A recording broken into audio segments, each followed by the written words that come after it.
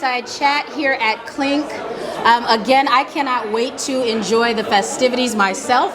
I haven't been out to be able to enjoy these winemakers and the amazing energy outside. It's one of those things when you set something up but you don't see it all come together yet. So I am beyond excited to look at it.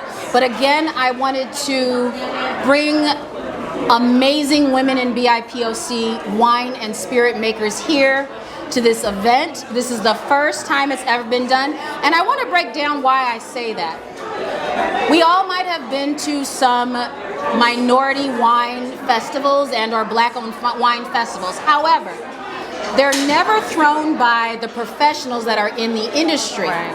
It's usually a promoter or someone trying to have an event, and they're charging the vendors ridiculous fees, or they're not sure how to bring together the right people, right? So to be able to have an event like this and call on some amazing people has just been awesome. But also to have some amazing people in the media be here.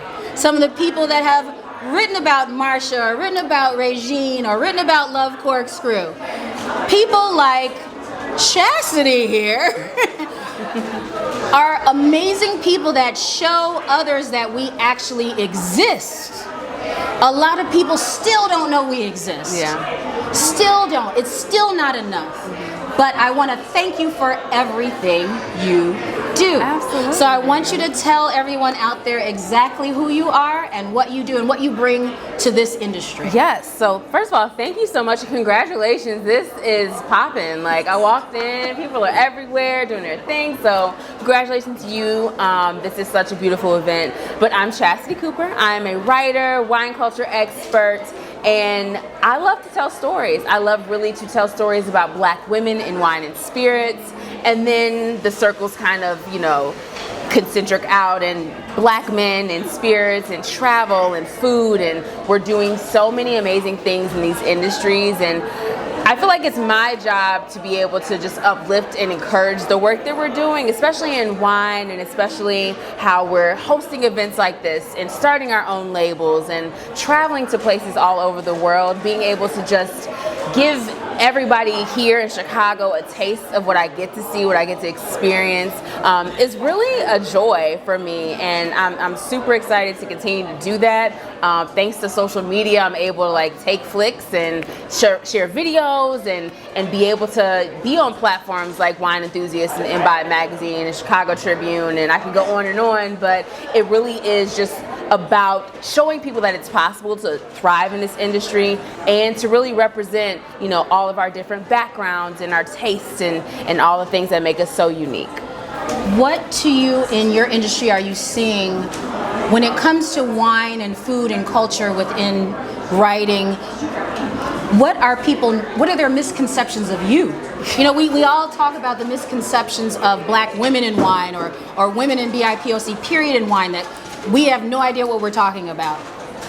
We don't know what we're doing, or what misconceptions do they have of you? Yeah, I think that I'm, either, not to sound just tongue in cheek, but I'm kind of like the help in the surrounding area. So if I'm at a vineyard, I work there, or if I'm in a wine shop, I work there. Now, don't get me wrong, there's nothing wrong with working in a wine shop or in a vineyard, but I'm usually there enjoying the experience so I can tell the most authentic story possible. Other misconceptions that most recently I've been traveling a lot, and so family and friends who don't necessarily know the inner workings of wine media, oh, you're going here, you're going there, for your blog, and I'm like, not quite for the blog, but if that's kind of what makes sense, then sure, go for it.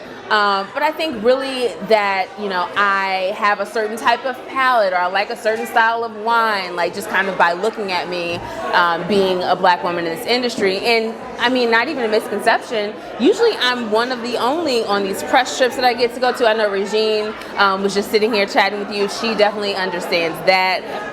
And being able to not feel like we have to represent our entire race or just black women in general, but being able to show that, one, we're not a monolith, but also we can go to all these places and have good time and afford to do it as well. So really just breaking those myths about like our palate choices, our wine choices, but also that we're able to show up in these places and be our full authentic selves.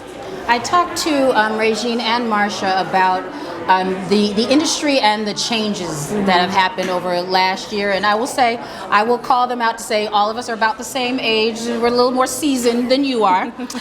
But so my question is still, in your time in this industry, what changes have you seen occur from 3 years ago or 5 years ago till now? Absolutely. I will say 5 years ago, being in the industry was just kind of a dream.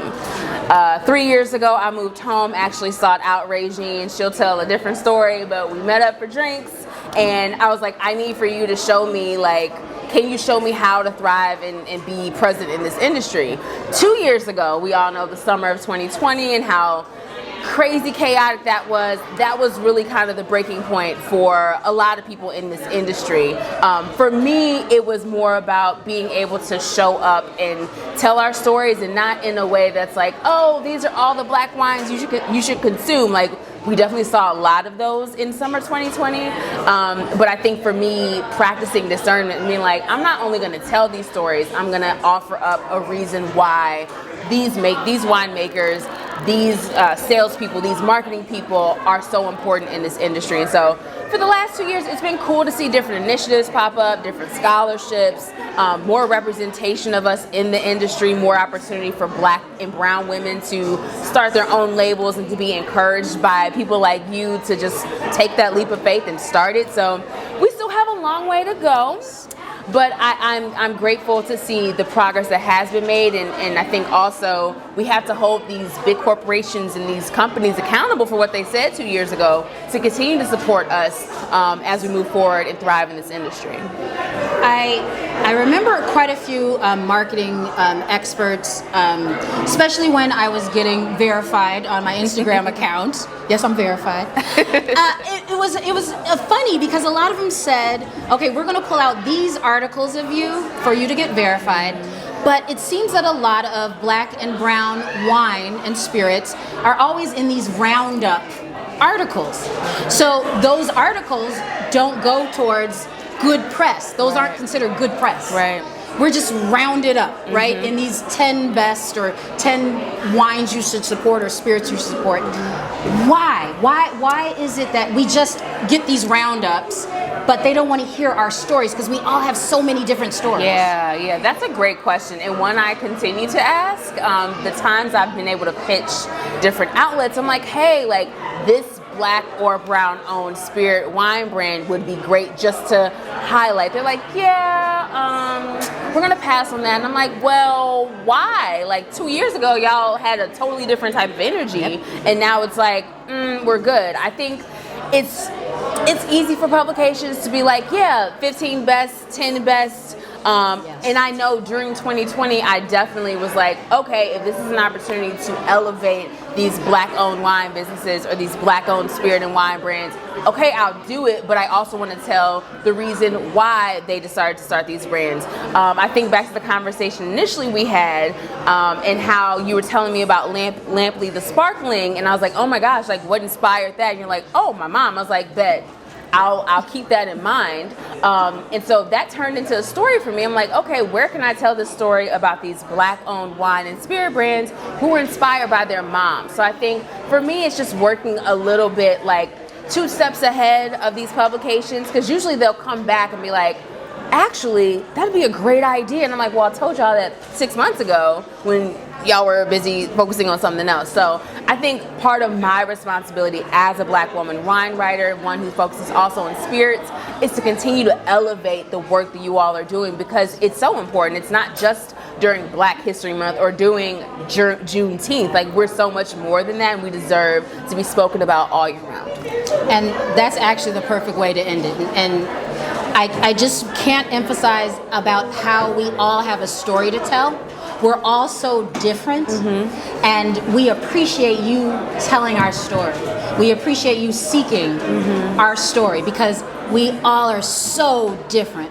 And I really want to stress that Roundup being so wrong. Yeah. Because if you taste all of our wines, they all taste completely different. Yeah. If you hear all of our stories, they're all completely different.